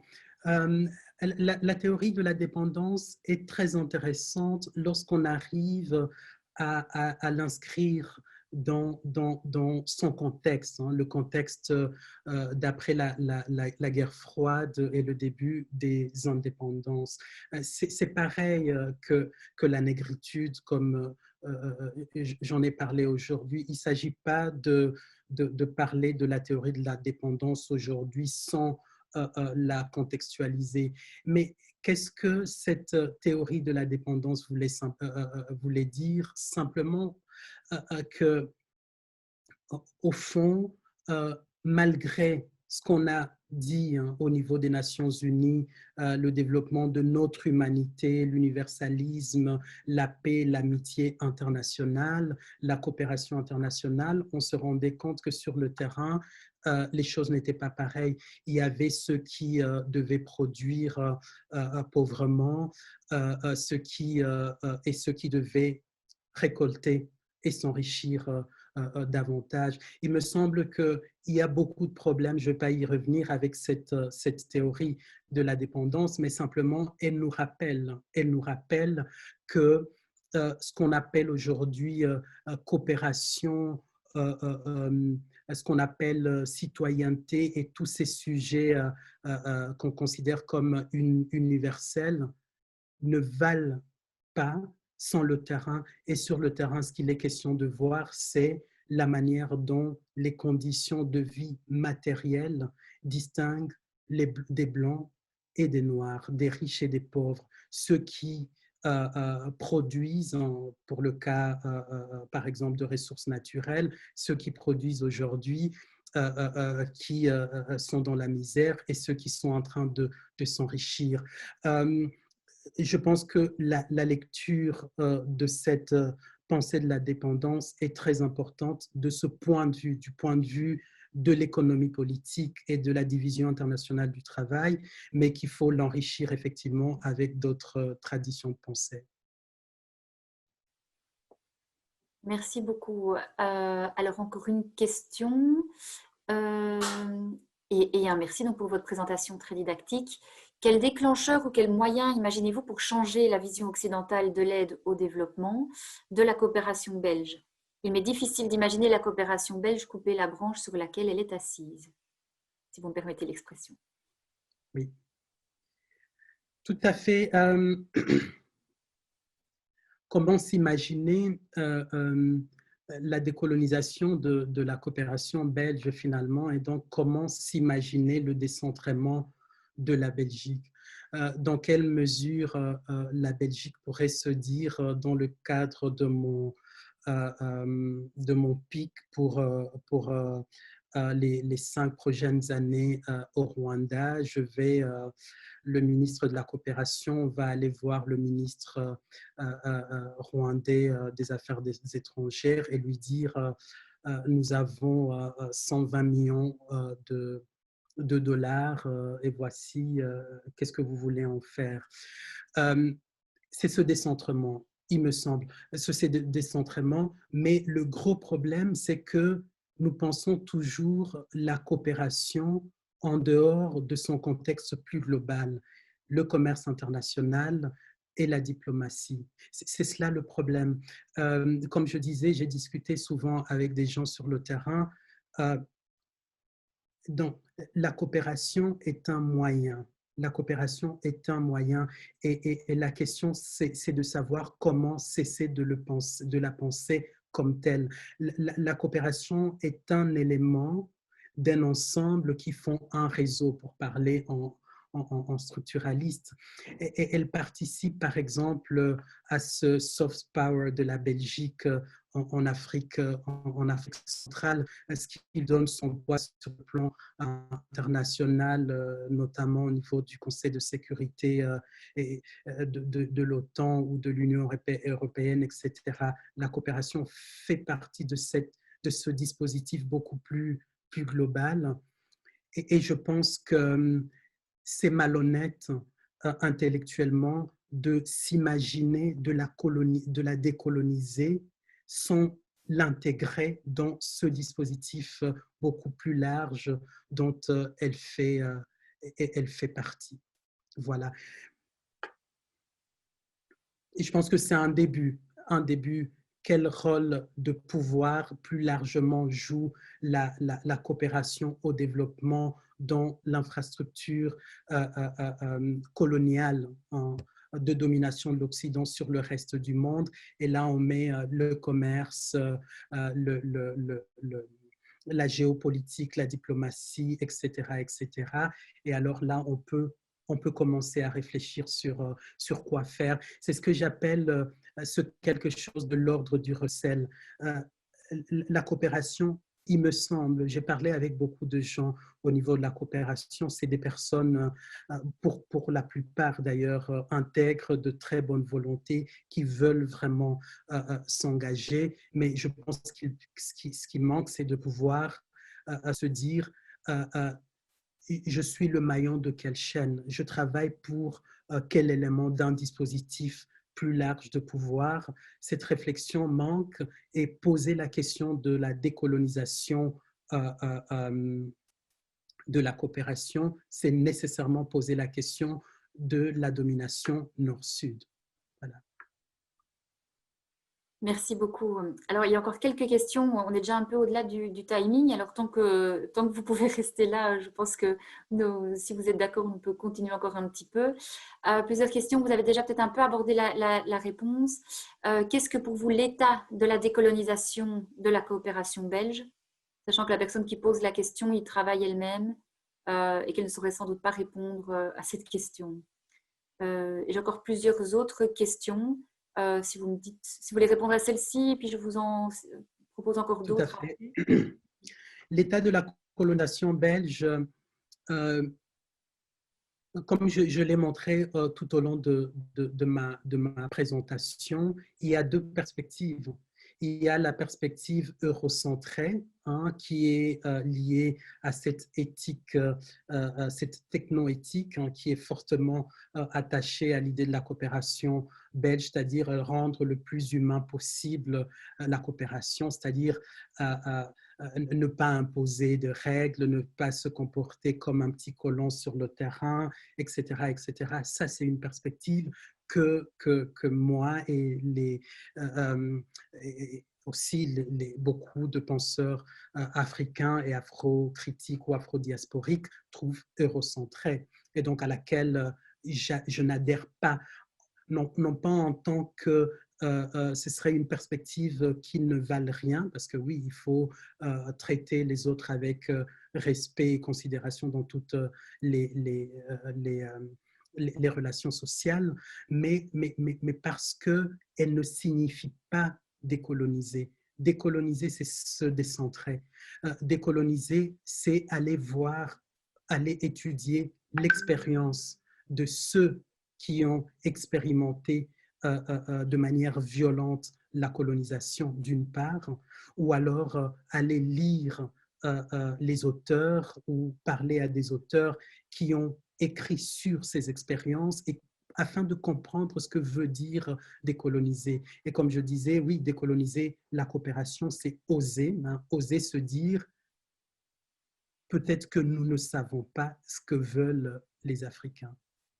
Et non pas se dire, j'ai participé à plusieurs négociations au niveau du terrain sur des pics, que ce soit au Rwanda, au Burundi ou au Congo, pics entre la Belgique et ces pays. Et on sait souvent que la coopération belge définit une enveloppe en collaboration depuis une dizaine d'années maintenant avec les ONG. On essaie de trouver quelles sont les priorités. Hein. Elle définit déjà les priorités et elle va ensuite en discuter avec les pays sur le terrain. Est-ce qu'on peut oser se dire, ben, peut-être qu'on n'en sait rien, peut-être qu'on ne sait pas, peut-être que voilà, on leur voilà, on ne sait pas ce que veut dire se développer pour eux. Ça, je pense que c'est le premier élément du décentrement. Et le deuxième élément, c'est redevenir sur la question qu'on appelle, pourtant on en parle dans la coopération au développement, la question de la cohérence de la coopération. Dans quelle mesure le côté plutôt politique, le côté plutôt économique interfère avec la coopération et finalement ne permet pas d'efficacité. Et d'autre part, être sincère, se demander, ben, et s'il n'y a pas de fin envisagée par rapport au cycle de projet, ben, pourquoi continuer? Mais elle ne va pas s'arrêter, la coopération. Il y a, comme je disais, ce quelque chose de l'ordre du recel, et c'est la raison pour laquelle les Africains savent maintenant, pour beaucoup, qu'ils ne vont rien attendre de la coopération. Il faut le dire sincèrement, ceux qui sont sur le terrain le savent très bien. Ils n'attendent plus grand-chose de la coopération, et à chaque fois qu'ils peuvent se réapproprier, c'est-à-dire manipuler par-ci, par-là les choses, ils en profitent. Voilà. Merci. Encore une question en lien avec l'éducation. La question de l'éducation a toujours été vue comme moyen d'émancipation des pays colonisés. Pardon. Quel commentaire en faites-vous et de quelle éducation parle-t-on?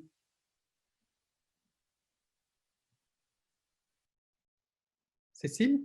Ouais, j'imagine qu'on peut répondre de cette manière-là, à savoir que l'éducation, finalement, on peut la comprendre de plusieurs manières très, très différentes. L'éducation, c'est vrai, c'est un enjeu aussi qui a été saisi par la coopération, mais qui a été aussi saisi par les agences internationales. Le plus gros bailleur de l'éducation dans le monde, c'est la Banque mondiale, qui investit massivement des milliards et des milliards pour éduquer.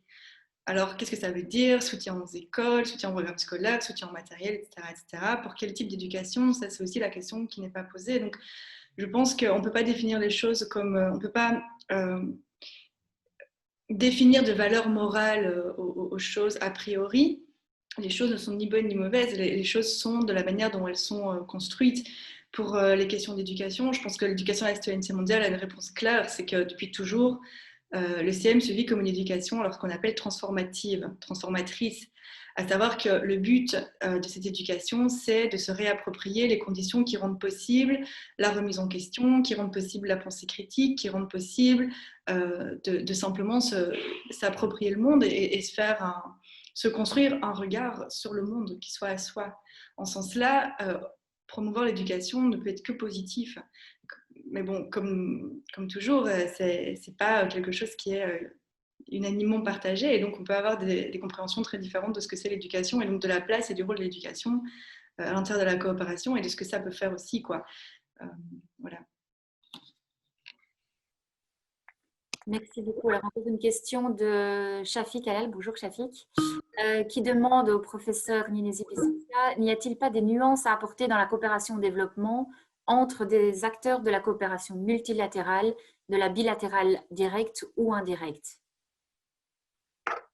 Oui, ça c'est une belle question. On peut écrire un livre sur la différence ou les différences, et je l'ai mentionné dans ma présentation. Par exemple, oui, on peut parfois sur le terrain trouver beaucoup plus de cynisme au niveau de la coopération directe sur le terrain, et beaucoup moins dans la coopération indirecte, une certaine proximité par rapport à la coopération indirecte par rapport au terrain, un engagement beaucoup moins carriériste par exemple, etc.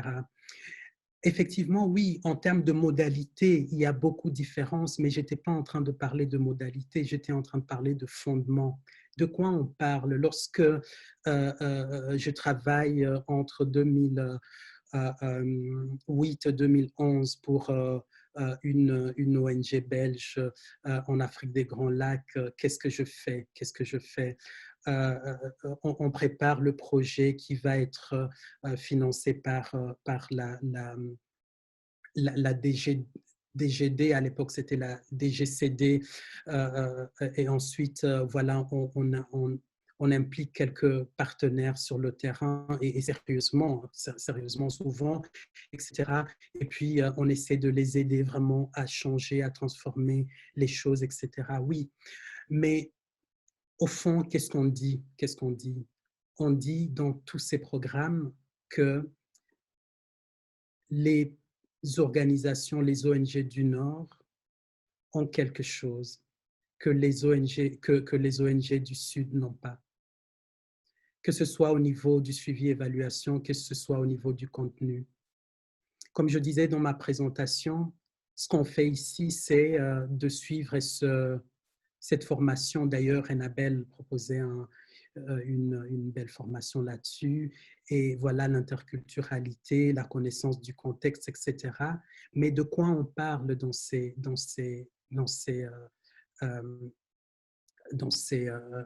formations? Mais on dit simplement qu'il faut savoir, on donne en fait aux gens qui vont aller sur le terrain les compétences pour pouvoir mettre en œuvre leur programme. Et bien sûr en consultant. Mais au fond, on ne dit jamais qu'il y a quelque chose là-bas qu'il faut aller apprendre fondamentalement et partir vraiment de cela pour essayer de mettre en place des initiatives ou d'appuyer des initiatives. Vous savez, si vous lisez la littérature scientifique sur les interventions, il me semble qu'il y a beaucoup plus d'efforts là-dedans pour penser ces initiatives que dans la coopération. Par exemple, tous les débats sur les 10 dernières années sur la question de la résilience et cette idée que pour être efficace et durable, les activités doivent être fondées non pas sur les initiatives locales, mais plutôt, non pas sur les initiatives locales, mais plutôt sur des ontologies locales, sur des schèmes locaux, sur des structures au niveau local. Ça, c'est autre chose qu'on n'a pas encore au niveau de la coopération. Et donc, oui, on peut faire beaucoup de différences, on peut avoir beaucoup de différences, mais ça s'arrête au niveau des modalités et non pas au niveau ontologique, le niveau sur lequel je parlais, c'est-à-dire cette idée qu'il y a toujours derrière cette idée que l'Occident amène le développement en Afrique et ce refus, que ce soit pour la coopération bilatérale directe ou indirecte ou multilatérale, ce refus de se remettre en question sur les conditions de possibilité des problèmes qu'on veut résoudre et les moyens pour les finalités de nos projets, c'est-à-dire à quand la fin de tout cela, mais aussi le fait que nous faisons partie d'une structure beaucoup plus large de domination, même si à notre niveau, nous pouvons être de bonne volonté. Et là, je réponds en tant que quelqu'un qui a travaillé vraiment pendant longtemps pour la coopération et qui a beaucoup de respect pour les gens qui travaillent pour les ONG. Merci beaucoup, professeur. Je vois que votre réponse en suscite encore d'autres. Voilà, Shafik nous dit qu'on peut peut-être parler plus aussi de la solidarité par des actes et qu'on est dans le même bateau. Quelqu'un d'autre nous dit alors, mais quelle serait la solution? Supprimer la coopération et quoi? Je pense que beaucoup de questions sont encore ouvertes. Je propose quand même, vu l'heure, de vous en poser une dernière qui va peut-être encore ouvrir d'autres portes. Mais c'est pour respecter les questions des différents participants. C'était une question, même si on est concentré ici sur la Belgique, est-ce que vous savez comment ça se passe dans d'autres agences internationales, les Anglais par exemple, DIFID, GTZ, quelle est leur appropriation de la pensée décoloniale? En tout cas, est-ce qu'il y a une différence qui se marque de manière évidente. Et voilà, je suis navrée, vu le timing, je propose que ce soit la dernière question, mais nous ferons en sorte d'être le plus complet possible dans le dossier qu'on va préparer et qu'on publiera, donc je vous le rappelle, sur notre blog wikicm.be. On enverra un mail à tous les participants pour vous dire quand ce sera publié. Merci à vous, professeur. Oui. Merci beaucoup. Je vais vite répondre. Oui, la solidarité, ça c'est un mot très intéressant. La solidarité. Vous savez, la question de la solidarité a été pensée en Afrique depuis les années 1920. Et je l'ai répété, il n'y a pas de solidarité sans dignité.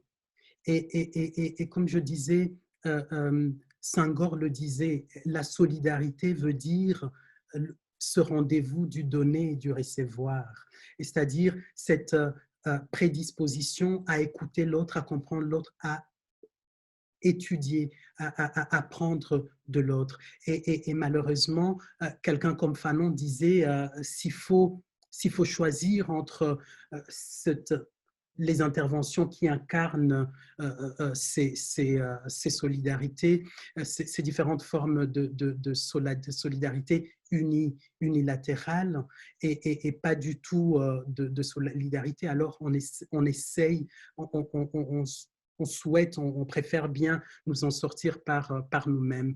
Solidarité, c'est vrai. Je pense effectivement qu'il y a des pays qui ont certaines compétences que les autres n'ont pas. Mais sincèrement, vous savez, le problème au niveau de la coopération aussi par rapport à la colonialité va se manifester même sur le terrain différemment. C'est très amusant de voir la manière dont se comportent certains coopérants ou diplomates, que ce soit belges, français ou voilà, occidentaux, au Rwanda, à Kigali, et au Congo ou au Burundi.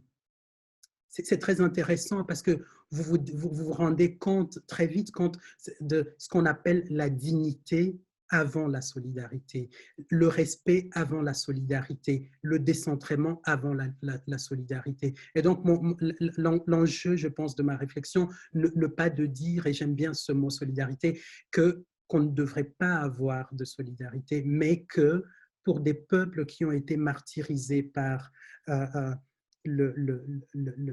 l'esclavage, la colonisation, le néocolonialisme, et les accaparements de ressources naturelles, les guerres et tout cela, ces peuples qui vivent dans ce que Fanon appelait la mort atmosphérique, c'est de personnes pour qui la dignité est fondamentale et la mort, parce que souvent j'entends parler au niveau de la coopération, eh ben, et si on arrêtait, et si on ne faisait plus rien, ils vont mourir, mais ils vivent cette mort atmosphérique et ce qui les rend, ce qui leur permet de rester debout, comme dit encore une fois Norman Adjari, c'est la dignité et cela passe avant la question de la solidarité.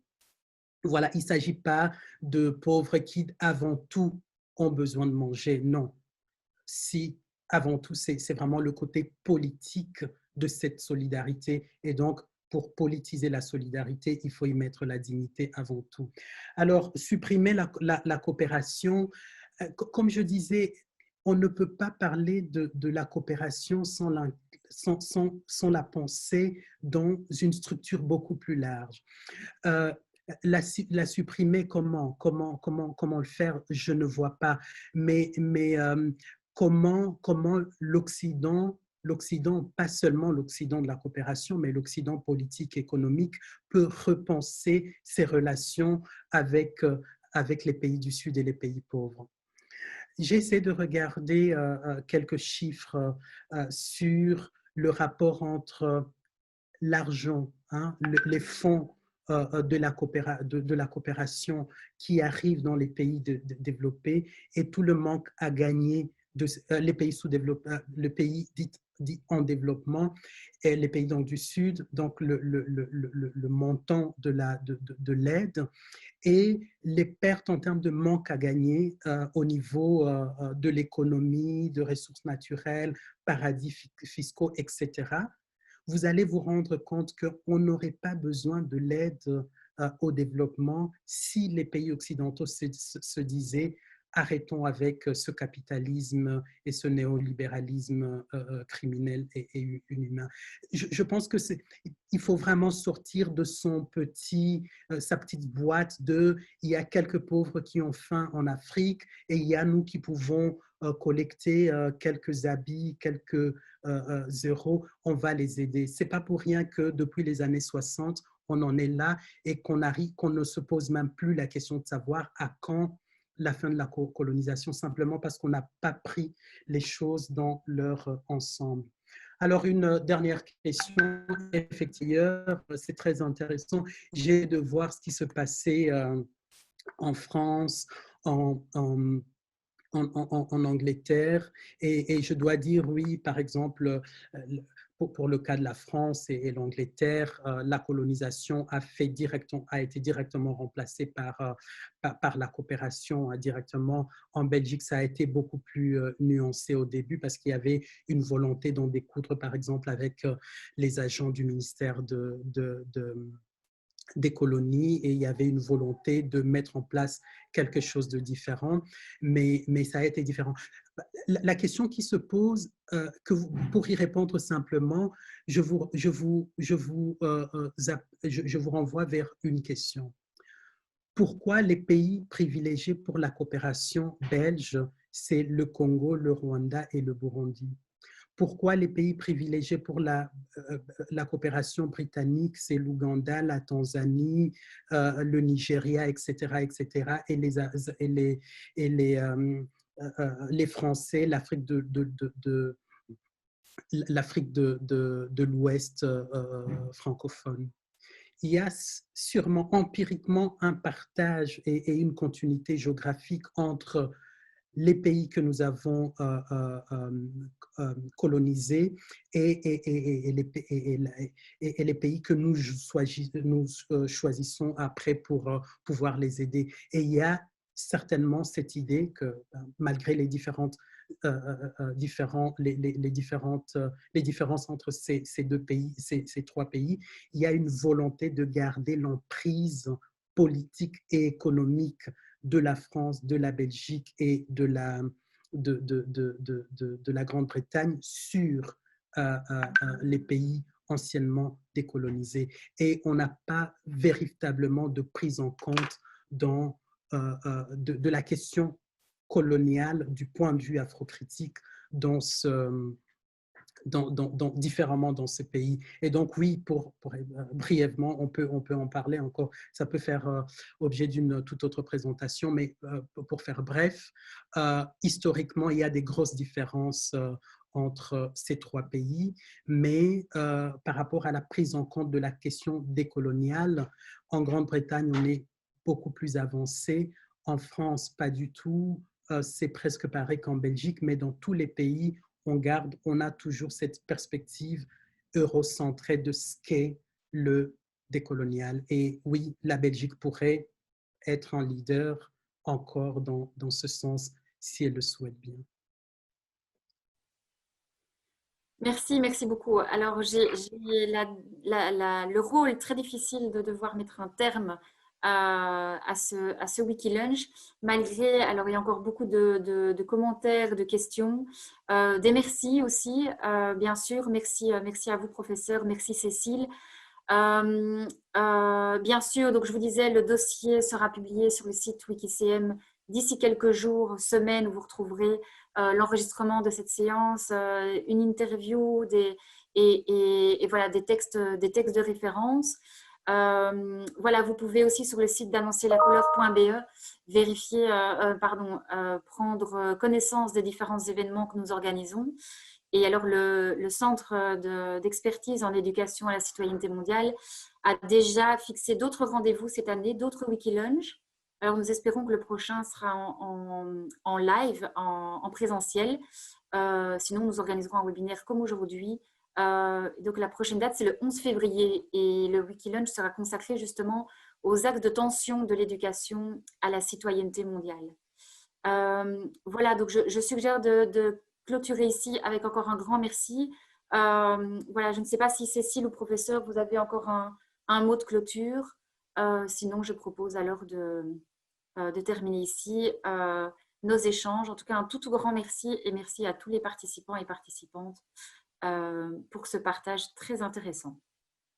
Merci Marie, merci à tout le monde. Merci, au revoir.